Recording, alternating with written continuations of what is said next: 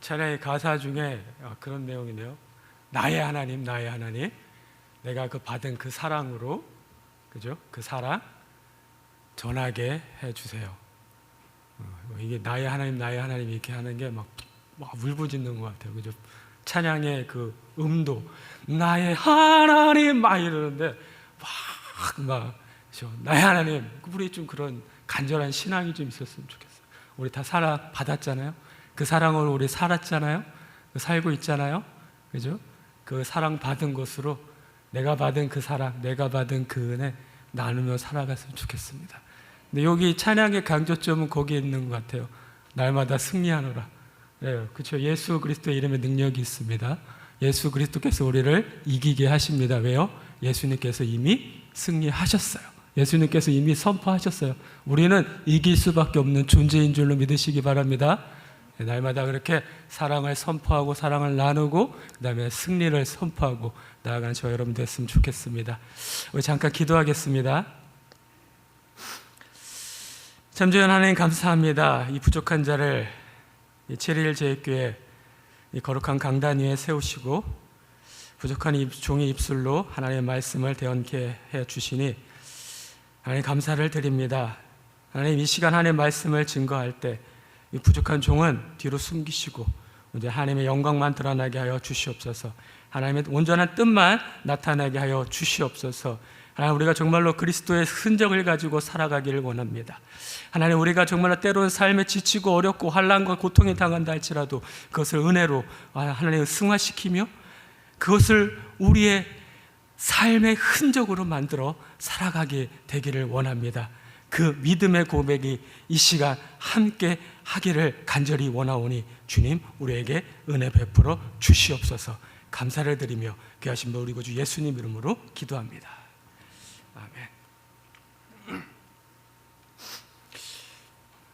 네, 이 체리힐 제일교회 도서관에서 빌린 책이에요. 네, 그 청년 바보 의사라는 책인데요.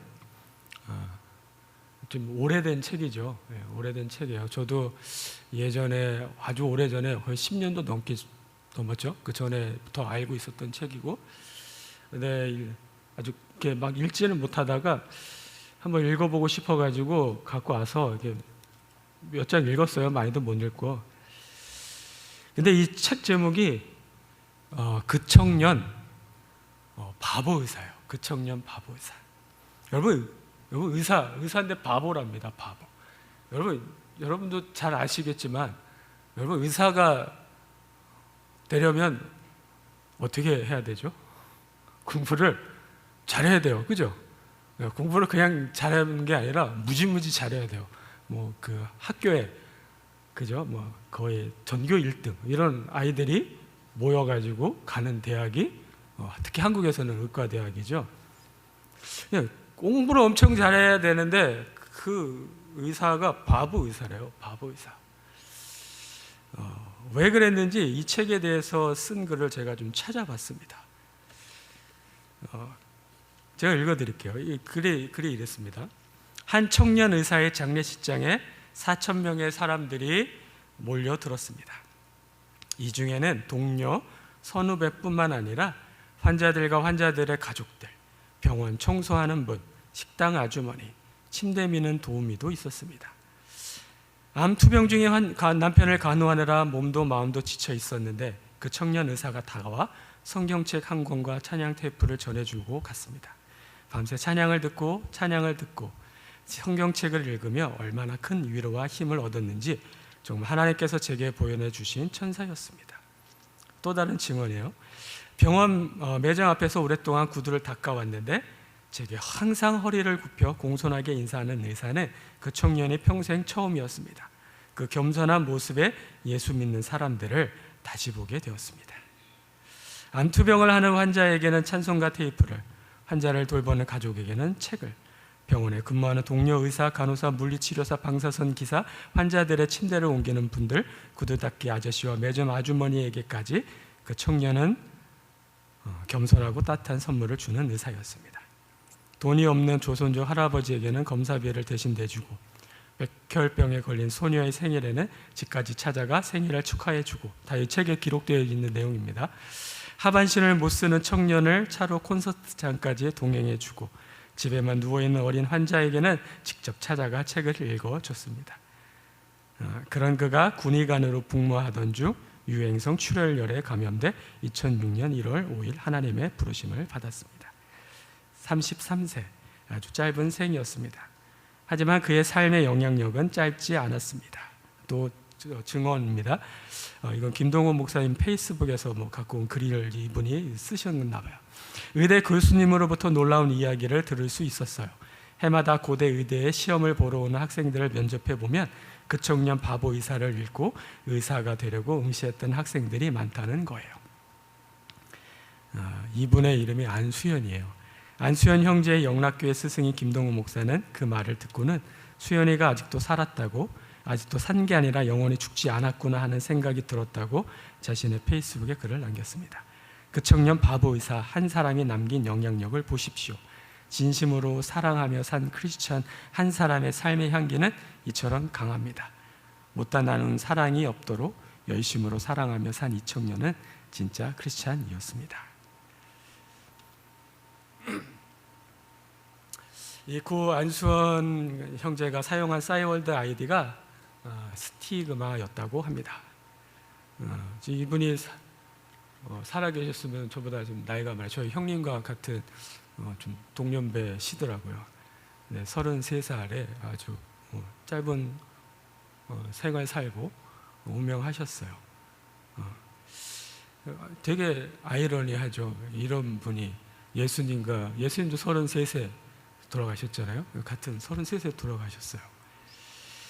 여러분, 오늘 우리가 함께 읽은 갈라디아서 6장 17절에서 아마 이분이 자신의 그 싸이월드, 아주 향수를 풍기는 말이죠. 싸이월드. 그 이분이 돌아가셨을 때만 하더라도 없었어요. 싸이월드, 이게 아주 한국 사회에 많이 있었을 때죠. 스티그마요. 그 싸이월드 그 공간에서도 스티그마, 흔적을 남기고 싶어 하셨던 것 같아요. 근데 오늘 읽었던 우리가 6장 17절에 기록되어 있는 이 말씀에서 아마 그분도 영감을 얻었으리라고 추측할 수가 있을 것 같아요. 그리고 이 책 안쪽에요, 그의 스티그마를 아주 짤막하게 이 책을 엮은 이기섭 작가라는 분이 적은 글이 있어요. 제가 그것도 한번 읽어드릴게요. 이렇게 써 있습니다. 안수연, 1972년 1월 17일에서 2006년 1월 5일, 고려대 의학과 91 학번. 이게 이분의 지금 스티그마예요. 스티그마. 고려대 대학원 의학과 석사시로 박사과정, 내과 전문의, 예흔 리더, 한국 누가해, 영락교회 청년 산부, 의료 선교부, 28사단 사단 의무대 군의관, 프리랜서 프레이즈 앤 보이시 칼럼니스트, 단정하게 깎은 머리에 105 사이즈의 흰색 폴로 셔츠, 푸른색 바지를 즐겨 입던 178cm의 듬직한 체구였던 청년 의사는 환자들에게 따뜻했고 동료들에게는 친절했습니다. 그는 환자의 병을 치료할 수 없다고 해서 그저 바라보기만 하는 것이 아니라 환자의 마음속까지 들여다보며 그들의 아픔을 헤아리는 참 의사였습니다. 2003년 군의관으로 입대한 청년 의사는 2006년 1월 예기치 못한 불의 사고로 하나님의 부르심을 받았습니다. 예수님의 흔적을 쫓아 달려가다가 33, 예수님과 같은 나이에 문득 우리 곁을 떠난 것입니다. 갚을 수 없는 사랑의 빚을 남겨놓고서 말입니다. 저는 이 마지막 이 작가분이 이분을 흔적, 스티그마를 적은 이 글이 굉장히 가슴에, 마음에 남았어요. 갚을 수 없는 사랑의 빚을 남겨놓고서 말입니다. 여러분, 이 표현은 누구에게만 합당할까요? 저는 예수님에게만 합당한 표현이라고 생각해요. 갚을 수 없는 사랑의 빚을 남겨놓고서. 누구만이 할 수 있는, 예수님만이 갚을 수 없는, 우리가 정말로 갚을 수 없는 사랑의 빚을 남겨놓고 그 십자가에서 우리의 모든 죄를 감당하시러 돌아가시지 않았나요? 근데 이 고 안수연 형제를 추모하면서 이 글을 남기는데 작가가 갚을 수 없는 사랑의 빚을 남겨놓고서 그가 갔다고 이렇게 남깁니다. 여러분, 오늘 말씀 17절에서 사도 바울은 이렇게 고백합니다. 내가 내 몸에 예수의 흔적을 지니고 있노라. 여러분, 이 흔적이라는 단어를 들으면 어떤 것이 연상이 되시나요? 흔적. 우리가 옷이나 종이에 더러운 물기가 묻거나 얼룩진 것도 우리가 흔적이라고 하죠. 그죠? 또 우리가 이렇게 예배를 보고 나가면 꼭 흔적을 남기시는 분들이 계시죠. 그죠? 이렇게 주보를 놓고 간다든지, 아니면 이렇게 마시고 있던 음료수라든지 물병 이런 것들을 다 마시고 그냥 놓고 간다든지, 뭔가 이렇게 남기는 거, 그죠? 그것도 흔적이겠죠. 또 이렇게 어디 이렇게 가면은 꼭 거기 벽에다가 이렇게 박성민에 맞다가 이렇게 남기시는 분들이 있어요. 한국에 예전에 유적지에 가면 그런 유적인데 그런 기둥에다가 이렇게 뭘로 파요, 그죠? 나무 같은 데도 파고 그렇게 이렇게 남기고 가는 거, 이런 것도 흔적이라고 우리가 할 수 있겠죠. 근데 여러분, 헬라어로 이 흔적은 스티그마타라고 하는데요. 근데 그처럼 가벼운 것이 아니에요. 낙인이에요. 낙인. 영어의 스티그마라는 이 말도 낙인이라는 뜻이잖아요. 이 스티그마타에서 온 게 스티그마인데 낙인이에요. 이게 어떤 낙인이냐? 이게 소떼를 가진 주인이 자기 소떼에게 찍는 낙인을 찍는 거야. 이거 내 거다 라고 찍는 거죠. 그걸 어디다 찍냐? 오른쪽 넓적다리에다 딱 찍었어요. 그러니까 이 소가, 이게 낙인에 찍힌 소는 돌아다니다가 발견되면 저 사람 거구나 하고 이제 알 수 있는 거죠. 그렇게 그 찍힌 낙인은 어떻게 해요? 지워지나요? 지워지지 않아요. 그 살을 도려내지 않는 이상 지워지지가 않는 거예요. 그런데 이 소떼한테만 이 낙인을 찍은 것이 아니고, 여러분, 사람에게도 이 낙인을 찍었다라는 거죠. 죄수들, 전쟁 포로들, 노예들, 탈영자들에게도 이 낙인을 찍었다라는 거예요. 그러니까 이 낙인에 찍힌 사람들은 어디를 가든지 자기 신분을 감출 수가 없었던 것이죠. 그렇게 이 낙인은 여러분 부끄러운 거였어요. 부끄러운 거. 여러분, 오래전에 한국 드라마 추노라는 드라마가 있었잖아요. 그죠? 그게 시청률이 굉장히 높았던 드라마예요. 그 추노에 보면은 여기 이마에다가 노비하는 그 노자를 이렇게 여기다 콱 찍고 이게 찍어놨잖아요. 그러니까 이거를 이제 가진 사람들은 평생 노비가 되는 거예요. 그 당시만 그 드라마가 그렸던 한국의 당시에는 조선 후기였어요. 그러니까 돈만 있으면 신분 상승을 꾀할 수 있었던 때였거든요. 근데 이 노비라는 이 노라는 이 딱 도장이 찍힌 이 낙인에 찍힌 이 사람은 자기가 아무리 돈이 많아도 이걸 지울 수가 없는 거예요. 그래서 도망가잖아요. 근데 그 도망간 노비를 잡으려고 다른 사람이 쫓아가고 그랬던 드라마죠. 씻을 수 없는 거예요. 지워지지 않는 거예요. 아주 부끄러운 거죠. 근데 바울은 이 세상 사람들이 부끄러워하는 이 말, 이 단어를 사용해서 자기 몸에 낙인이 있다, 흔적이 있다, 스티그마타가 있다라고 하는 겁니다. 근데 그냥 흔적이 아니라 예수님의 흔적, 그리스도의 낙인이라고 말을 하는 거죠. 즉 그리스도의 종, 나는 그리스도의 종, 그리스도의 노예라고 말하는 것입니다. 또 여러분, 지니고 있다라고 번역된 이 원어는 바스타조인데요. 이거 이런 거는 기억 안 하셔도 돼요. 근데 그 단어의 뜻은 우리가 좀 알았으면 좋겠어요. 그 단어의 뜻은 귀중한 것을 품에 안고 가다라는 의미가 있대요. 그래서 엄마가 어린 아기 있잖아요. 젖먹이 아기, 이런 아기들을 품고 갈 때 사용하던 단어가 이 단어라는 거예요. 뿐만 아니라 이 단어가 어디에 쓰였냐? 요한복음 19장 17절에 쓰였는데, 예수님께서 자기의 십자가를 지고 가셨다라고 기록을 해요. 요한복음 19장 17절에 보면. 근데 그 십자가를 지시고에 사용된 단어가 바로 이 바스타조라는 거예요. 여러분, 뭘 의미하는 걸까요? 바울은 그것을 부끄러운 마음으로 말한 것이 아니라는 거예요. 자랑스러운 마음으로 말했다라는 거죠. 예수님의 노예인데 이게 부끄럽지 않고 자랑스럽다라는 거예요. 이렇듯 낙인이라는 이 수치스러운 말이 우리 그리스도인의 손에 들려지면 영광스러운 말로 변한다는 사실입니다. 여러분, 유대인들은 그들 스스로 몸에 하나님의 택함 받은 백성이라는 흔적을 가지고 있었어요. 그리고 그것을 아주 자랑스러워했죠. 그게 뭘까요? 할례요. 할례. 유대인들은 이 할례 받은 것을 아주 최고의 자랑으로 여겼어요. 그래서 이게 할례 받지 못한 자는 부정한 자라고 하고요, 멸망받을 자라고 여겨서 상정도 하지 않았죠. 그러다 보니 이제 유대인 그리스도인과 섞여 사는 이방인 그리스도인들 마음 가운데 아주 갈등이 생긴 거예요. 유대인 그리스도인들이 어떻게 해요? 자꾸 할례 받으라고 하는 거예요. 너희들 왜 할례 안 받냐? 할례 안 받은 너희들이 어떻게 구원받을 수 있냐? 할례 받지 않은 너희들이 어떻게 하나님의 택함 받은 백성이라고 말할 수 있냐? 막 이렇게 하는 거예요. 그러니까 어떻게 해요? 이 할례 받지 못한 이 이방인 그리스도인들이 마음이 불편한 거예요. 그러니까 바울이 이렇게 얘기를 하잖아요. 15절에 할례나 무할례가 아무것도 아니다. 할례나 무할례가 아무것도 아니다.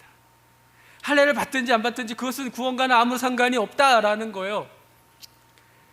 바울 사도는 너무나도 잘 확실히 알았죠. 우리가 죄에서 구원받는 것은 예수님만을 통해서라는 거죠. 예수님의 십자가, 우리 그 예수님이 우리 죄를 대신 지시고 십자가에 못 박혀서 돌아가신 그 일로 우리가 죄사함을 받을 수 있고, 우리가 그 예수님을 믿음으로 말미암아 우리의 죄가 속죄함을 받고 그 대가로 우리가 영생을 얻을 수 있다라는 그 사실을 너무나 확실하게 알았던 거예요. 그러므로 바울은 그리스도의 십자가 외에는 뭐라고요? 결코 자랑할 것이 없다라고 선포하는 거예요. 그러므로 그리스도인에게는 그리스도의 십자가 외에는 결코 자랑할 것이 없어야 되는 줄 믿으시기 바랍니다. 안 믿으시나 봐요. 믿으시기 바랍니다. 우리 그리스도인에게는 십자가 외에는 결코 자랑할 것이 없어야 됩니다. 아멘? 아멘? 자랑하는 게 많은 것 같아요. 그 외에 내가 가진 지식을 자랑하시나요? 내가 가진 명예를 자랑하시나요? 내가 가진 돈을 자랑하시나요? 아직 거기에 매여 있으면 십자가가 결코 자랑스러울 수 없어요, 여러분. 내가 노력해가지고 내가 이만한 부와 명예를 누리고 사는데 그게 내 마음속에 자리 잡고 있으면, 그게 내 마음의 주인이 되면, 여러분 십자가 어떻게 자랑합니까? 여러분 십자가는 부끄러운 거예요. 그죠? 사형틀이었단 말이에요. 근데 그 십자가, 부끄러운 것이 자랑스러울 수 있는 것은 예수님께서 십자가에 매달려 죽으심으로 인하여 죄와 사망을 이기셨기 때문에 그것이 자랑스러운 것인 줄 믿습니다. 우리는 연약하고 부족한 자들입니다. 그런 우리가 이 세상 앞에서 자랑스러울 수 있는 것은 그 십자가가 있기 때문이에요. 그러니까 우리도 십자가 외에는 자랑할 것이 없는 거예요, 여러분. 여러분 정말 이것이 바울의 고백이고 우리의 고백이기를 여러분 축복합니다. 여러분 자식이 죽으면 가슴에 묻는다는 말이 있죠. 왜 이런 말이 생겼을까요? 우리 가족 중에 누군가가 죽으면 그것만큼 힘들고 가슴 아픈 일이 없어요. 그죠? 근데 자식이 죽으면 그만큼 더 아프다라는 거죠. 그 부모의 그 가슴에 아주 비수를 꽂는 거예요. 그러니까 오래오래 씻기지 않는 상처가 된다라는 거예요. 잊을 수 없는, 죽을 때까지 잊혀지지 않는 그런 상처, 흔적을 남기는 것이 자식의 죽음이라는 거죠. 근데 하나님께서 우리를 사랑하신다는 증거로 자기 자신에게 지워지지 않는 흔적을 남기셨어요. 그것은 바로 자기 아들 예수 그리스도를 우리 대신 죽음 가운데 내어주신 것이죠. 여러분 세상에 어느 누가 자기 아들을 죽음에 내어줄 수 있겠습니까? 근데 하나님은 아무런 대가 없이 우리를 위해 자기 아들을 내어주셨는데, 그것은 하나님께서 우리를 사랑하시는 그 사랑 때문에 그렇다라는 거예요. 여러분 우리가 모두 다 암송하고 있는 성경의 가장 핵심되는 구절이 있잖아요. 뭡니까? 요한복음 3장 16절. 그죠? 하나님이 세상을 이처럼 사랑하사 독생자를 주셨으니 이는 저를 믿는 자마다 멸망치 않고 영생을 얻게 하려 하심이니라. 하나님이 세상을 어떻게 해요? 이처럼 사랑하사, 이처럼 사랑하사, 그 사랑 때문에 하나님이 몸소 자기 몸에, 자기 자신에게 그 하나님의 흔적을 남기셨다는 거예요, 여러분. 하나님의 아들 예수 그리스도께서 십자가에 못 박혀 죽으신 우리를 향한 하나님의 사랑의 흔적인 줄 믿으시기 바랍니다. 스티그마타. 이 인적을 하나님 마음에 찍힌 낙인입니다. 지워지지 않는 상처인 거예요. 그러나 이 상처가 영광의 상처, 기쁨의 상처라는 것이죠. 바울에게도 예수님의 흔적이 있었습니다. 그것은 바울이 예수님만 자랑하고 예수님만 사랑하고 예수님을 위해 어떤 핍박도 견뎌냈다는 증거입니다. 여러분, 바울에게만 예수님의 이 흔적이 있겠습니까? 우리에게도 이 흔적이 있습니다. 예수님의 흔적이 있습니다. 아니, 있어야 합니다. 우리의 몸은 예수님을 본받아 예수님께서 가르쳐 주신 대로 살아가는 가운데 예수님의 흔적을 새기는 책이어야 합니다. 우리가 나중에 하나님 나라에 가면 하나님께서 제일 먼저 보시는 것은 아마 우리 몸에 있는 예수님의 흔적이지 않을까 싶습니다. 우리 하나님 앞에 섰어요. 우리 이제 이 세상의 삶을 마감하고 하나님의 앞에 섰어요. 하나님이 이제 우리를 딱 보시는 거죠. 근데 너무나 깨끗한 거예요. 왜? 나만 위해서 살았거든. 내 자신의 유익을 위해서 살았거든. 한 번도 남을 위해 헌신한 적이 없어요. 한 번도 나를 위한 고통은 당했지만 남을 위한 고통은 당해본 적이 없어요. 한 번도 예수님을 위해 눈물 흘린 적이 없어요. 예수님을 위해 고통당한 적이 없어요. 깨끗한. 그럼 어떡할 거예요, 여러분? 그럼 어떡할 거예요? 여러분, 예수님을 믿는 그리스도인은 크든 작든 예수님의 흔적, 그리스도의 흔적을 가져야 합니다. 갖기 싫으신가 봐요. 가져야 합니다. 기독교 2000년 역사에서 여러분, 그리스도의 흔적을 가진 자들에 의해서 발전되고 부흥된 줄 믿습니다. 만약 우리가 그리스도의 흔적을 남긴다면 그 흔적은 우리가 어디에 남겨야 할까요? 몸에다가 이렇게 막 새겨야 되나요? 문신 막 새기고, 예? 우리 영혼에 남겨야 해요. 영혼에. 우리 이 그리스도의 흔적을 영혼에 남긴다는 말의 뜻은 여러분, 우리가 중생해야 된다는 말이에요. 거듭나야 된다는 말이에요. 영적으로 거듭난 체험, 나의 자아가 죽고 그리스도께서 사는 경험 말입니다. 예수님께서 내 안에 들어오는 경험이에요. 예수님께서 내 삶의 모든 것이 전부가 되어지는 경험이에요. 내가 생각나지 않는 거예요. 내가 드러나지 않는 거예요. 예수님만이 온전히 나의 모든 것을 감싸고 주장하는 거예요. 여러분, 영혼의 흔적은 그 사람이 가지고 있는 신앙의 연륜이나 학문적 업적이나 물질의 유무나 영예의 높고 낮은과 전혀 상관이 없습니다. 그것은 오직 예수 그리스도의 피의 공로를 의지하고 믿는 믿음으로만 가능한 줄 믿습니다. 또 구원의 확신이 없다면 여러분, 이 흔적을 남기는 것보다 시급한 일은 없습니다. 어떻게 내 영혼에 예수님의 흔적을 남길 수 있을까요? 여러분, 8절을 다 같이 한번 읽어볼까요? 우리 본문은 아니지만 갈라디아서 6장 8절 우리 다 같이 한번 큰 목소리로 같이 읽겠습니다. 시작. 자기의 육체를 위하여 심는 자는 육체로부터 썩어질 것을 거두고 성령을 위하여 심는 자는 성령으로부터 영생을 거두리라. 8절에 기록된 바와 같이 여러분, 우리가 우리의 삶을 육체를 위해서 심는 것이 아니라 성령을 위하여 심을 때 그것을 남길 수 있다는 거예요. 또 1절과 2절을 한번 읽어보겠습니다. 제가 읽어드릴게요. 형제들아, 사람이 만일 무슨 범죄하는 일이 드러나거든 신령한 너희는 온유한 심령으로 그러한 자를 바로잡고 너희 자신을 살펴보아 너도 시험을 받을까 두려워하라. 너희가 짐을 서로 지라. 그리하여 그리스도의 법을 성취하라 라고 이렇게 기록을 합니다. 1절과 2절에 기록된 데에서 보면 뭐예요? 온유한 심령으로 범죄하는 자를 바로잡고 짐을 서로 나누어지며 그리스도의 법을 성취할 때, 그럴 때 나의 영혼에 예수님의 흔적이 남게 된다는 거예요. 어떻게 해요?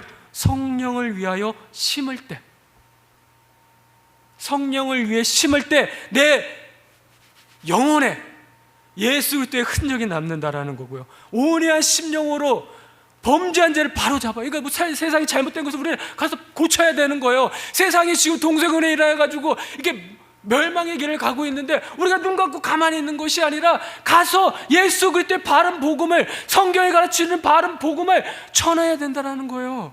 그리고 짐을 서로 나눠지라는 거 아니에요. 짐을 서로 나눠지라는 거예요. 옆에 누군가 고통당하는 자가 있으면 그 사람 옆에 가서 그 사람과 함께 그 고통의 짐을 나눠지라는 거예요, 여러분. 그렇게 해서 그리스도의 법을 성취하라는 거죠. 그럴 때 어떻게 된다는 거예요? 내 영혼에 그리스도의, 예수님의 흔적이 새겨진다라는 겁니다. 이 안수현 형제님이 그렇게 산 거 아니에요? 누가 살라고 그렇게 살라고, 바보처럼 살라고 등 떠밀었나요? 그가 예수님을 만난 거예요. 그의 영혼 안에 이 스티그마타, 예수님의 흔적이 그는 자기가 있다고 고백하면서 사는 거예요. 그렇게 성령으로 심고 서로의 짐을 나눠주고, 안 해도 되는 거 귀찮은 일들이에요. 누구 하나 관심도 없는 일이에요. 그러나 가서 하는 거예요. 그리고 다시 17절을 보겠습니다. 이후로는 누구든지 나를 괴롭게 하지 말라. 내가 내 몸에 예수의 흔적을 지니고 있노라. 물론 이 말에 앞쪽에 강조가 있는 건 아니에요. 나를 괴롭게 하지 말라의 강조가 있는 건 아니에요. 내 몸에 예수님의 흔적을 지니고 있다, 여기에 사도 바울의 강조점은 있어요. 그러나 우리가 나를 괴롭게 하지 말라라는 이 바울의 사도의 말을 그냥 또 흘려 들을 수는 없어요. 여러분, 그 당시 바울 사도는 양쪽으로 협공을 당하고 있던 처지였어요. 유대인들로부터는 뭐예요? 이 바울 사도가 예수를 만나기 전에 어떤 사람이었죠? 바리새인 중에 바리새인이었어요. 예수님을 믿는 사람들, 그 사람들을, 개종한 사람들 어떻게든 잡아가지고 감옥에 쳐넣으려고 했던 사람 아니에요? 예? 그 스데반이 돌로 맞아 죽었던 현장에도 바울 사도가 있었잖아요. 그러면서 그것을 아주 좋아했다, 흡족했다니까요. 저 예수쟁이, 저 잘 죽었다고. 그런 사람이 사도 바울이었어요. 그리고 예수님의 그 믿는 사람들, 그 제자들을 잡으러 가던 길 아니에요? 다메섹 도상이라는 것이. 다메섹으로 향해 가던 길이 어딘지는 정확히 몰라요. 다메섹을 향해 가고 있었어요. 그 가고 있다가 예수님을 만난 거 아니에요? 네. 그러니까 이 유대인들에게도 이 바울은, 죄송합니다, 쳐 죽일 놈이었어요. 그리고요, 같은 이 그리스도인들에게도요, 여러분, 계속 바울은 뭐예요? 자기가 사도라고 하잖아요. 사도.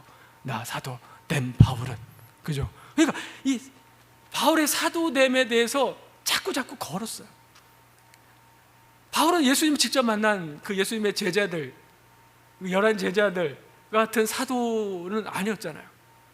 그러니까 가짜 사도라고 그 받은 비난과 모함과 괴로움을 당하고 있었다는 거예요. 그러니까 말할 수 없는 고뇌와 고통 속에서 절규하고 있는 거예요. 나를 괴롭게 하지 말라. 왜냐하면 원어에는 있어요. 우리 지금 성경에는 이 왜냐하면이 번역이 안 됐는데 가르라고, 왜냐하면 이 말이 있어요. 왜냐하면 왜? 내가 그리스도 때문에 가진 흔적이 있기 때문이다라고 지금 얘기하고 있는 거죠. 나는 예수님의 흔적을 가졌다. 여러분, 나는 진짜입니다 라고 지금 호소하고 있는 거예요. 여러분, 우리 지금 세상에서 여러분들, 우리가 그리스도 믿는 것 때문에 지금 바울과 같은 고난과 괴로움을 당하고 있습니까? 혹 당하고 있다면 여러분, 우리는 바울과 같이 외쳐야 돼요. 내 몸에 예수 그리스도의 흔적을 가졌다. 나는 진짜다. 세상에 지금 많은 교회들이 무너지고 있고 많은 그리스도인들이 정말 헛된 믿음을 가지고 살고 있어요. 모양만 가지고 살고 있어요. 지식만 가지고 살고 있어요. 성경을 많이 읽어요. 그런데요, 어쩌라고요? 성경 지식은 많아요. 예수님에 대한 지식은 많아요. 근데 예수님을 만난 경험이 없어요. 공격해요. 근데 나는 진짜다라고 얘기를 못해요. 왜? 내 몸에 흔적이 없고 내 영혼에 흔적이 없어요. 여러분, 바울이 예수님 때문에라고 제가 썼는데 때문에 맞는지 모르겠어요. 때문에 당한 이 고난 목록들이 여러 곳에 있지만 가장 잘 요약된 곳이 고린도후서 11장 23절에서 27절 말씀입니다. 그들이 그리스도의 일꾼이냐? 정신없는 말을 하거니와 나는 더욱 그러하도다. 내가 수고를 넘치도록 하고 옥에 갇히기도 더 많이 하고 매도 수없이 맞고 여러 번 죽을 뻔하였으니. 여러분, 우리에게 지금 이러한 경험이 있나요? 예수님을 믿으면서 옥에 갇히고 수없이 맞고 여러 번 죽을 뻔하고. 유대인들에게 40에서 하나 감한 매를 5번 맞았습니다. 여러분, 여기 40에서 하나 맞는다는 말이, 여러분 40은 유대인에게 있어서 완전한 수예요. 그러니까 유대인에게서 40대를 맞는다는 것은 그 맞으면 거의 죽는 거예요. 죽는 거. 그러니까 죽기 전까지 맞았다는 거예요. 한 대 감에서 맞았다는 거는 이 사람이 한 대 더 맞으면 죽는 거예요. 그러니까 이제 딱 죽기 전까지 때렸다라는 거예요. 그걸 몇 번 맞았대요? 5번 맞았대요. 3번 태장으로 맞고, 1번 돌에 맞고, 3번 파선하고 일주야를 깊은 바다에서 지냈으며, 여러 번 여행하면서 강의 위험과 강도의 위험과 동족의 위험과 이방인의 위험과 시내의 위험과 광야의 위험과 바다의 위험과 거짓 형제 중의 위험을 당하고, 또 수고하며 애쓰고 여러 번 자지 못하고 줄이며 목마르고 여러 번 굶고 춥고 헐벗었노라.